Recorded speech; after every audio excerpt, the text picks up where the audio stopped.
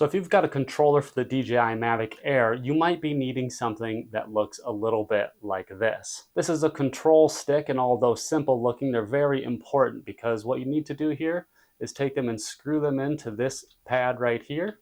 Sorry, I'm not left-handed, so that's a little hard to screw in like that. There we go. Let me show you how I can do it with the right hand though. And you can see they have a little carrying case right here for them, so make sure you always replace them into there. But here, all you have to do is just screw it in there. You see how much easier that goes in with my right hand.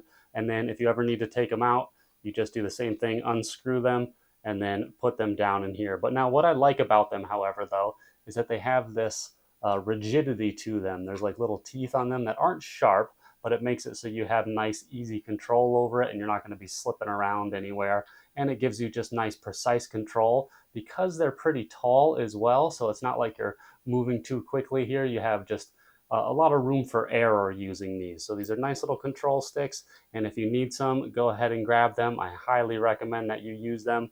Otherwise, you're going to be trying to control your drone without one, and that's just far too cumbersome. So just make sure when you get them, always put them back in those little carrying spots right there, and then you can just close up your controller and be on your way. And actually, my cord got in the way there, so let me get the cord out of the way because I apparently don't know what I'm doing. There we go. And there you go.